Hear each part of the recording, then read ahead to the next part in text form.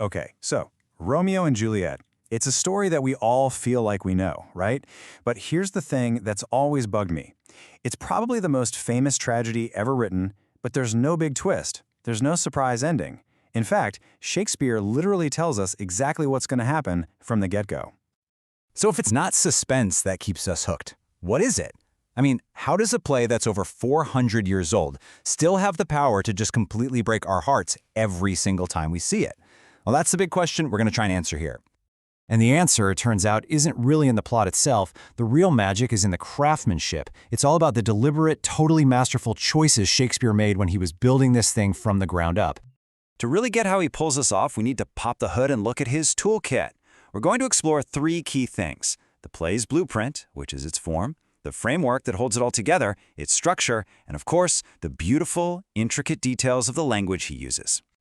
All right, first up, the blueprint. See, Shakespeare isn't just telling some sad story. He is following a very specific, very old recipe, the recipe for a tragedy. At its core, a tragedy is just a story that's designed to end badly, focusing on the downfall and death of the main characters. By choosing this form, Shakespeare is basically setting a contract with the audience. He's not trying to surprise us. He's preparing us for an emotional gut punch. And he doesn't waste any time. The prologue spells it out right there in black and white. These star-crossed lovers are going to die. And this isn't a spoiler, it's a promise.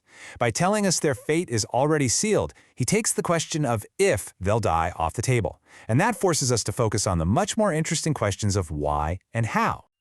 And a Shakespearean tragedy has some key ingredients. You've always got the tragic flaw. In this case, you could definitely say it's Romeo and Juliet's impulsiveness, right?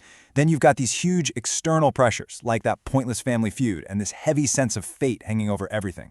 Then comes the tragic waste. I mean, the absolutely senseless death of a character like the brilliant Mercutio.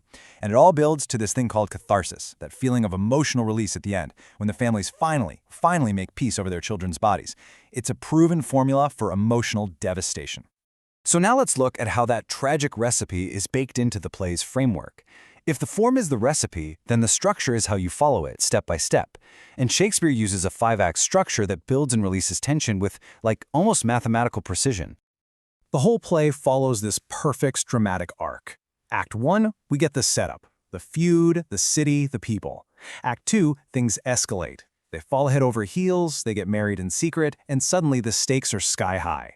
Act 3 is the climax, the point of no return. Then Act 4 is the falling action, where this really desperate plan is put into motion. And of course, Act 5 is the catastrophe, that inevitable, heartbreaking conclusion. It's just this relentless march towards doom, and the structure makes sure we feel every single step of the way. And the big turning point, the moment where everything just slams into reverse, is Mercutio's death. As he's dying, he screams, "A plague o' both your houses." And with that curse, the play just pivots. The fun, romantic part of the story is over, and the tragedy takes complete control. His words just echo through the rest of the play, a chilling warning that this is not going to end well for anyone.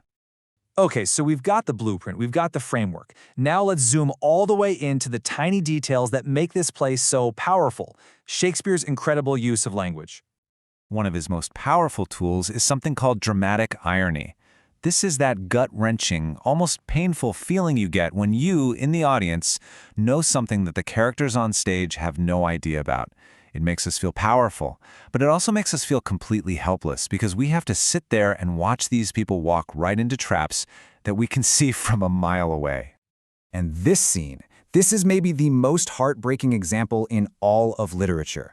Romeo is in the tomb, he's looking at Juliet, and he says that even in death, she's still so beautiful, that death hasn't taken her beauty.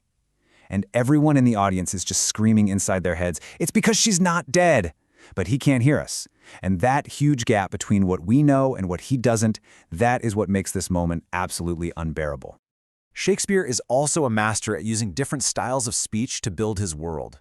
The nobles, Romeo and Juliet, they speak in what's called blank verse. It's this formal, poetic rhythm that just elevates their emotions. But then the servants and the lower status characters, they just talk in regular prose, ordinary, everyday language. This contrast does a ton of work. It defines social class, and it lets Shakespeare switch the tone on a dime. Going from super serious and emotional to funny and down to earth, it makes the whole world feel so much richer. And of course, you can't talk about Shakespeare's language without talking about metaphors. This is basically his superpower. taking two totally different things and smashing them together to create a brand new, incredibly powerful meaning.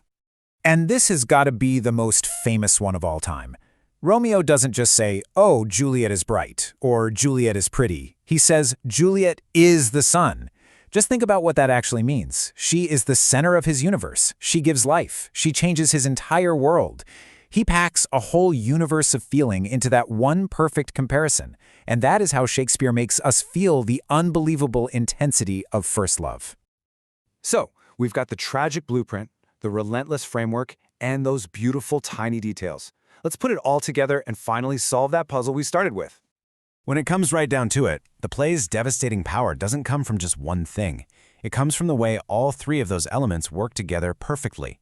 He uses the tragic form to manage our expectations, the relentless five-act structure to crank up the tension until it's unbearable, and then he uses this intensely beautiful language to make us feel every single high and every single low.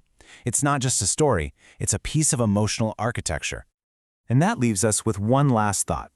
By telling us the ending right at the start, Shakespeare completely changes our job as the audience. We're not just watching to see what happens, we're analyzing a catastrophe as it unfolds. So the real question isn't if they live or die. The real question is why they had to. Was it their star-crossed fate, something they could never escape? Or was it the hate, the bad decisions, and the total failure of the adults and the society around them? That's the question Shakespeare leaves rattling in our heads, and that is why this play, after all these years, still feels so urgent and so powerful.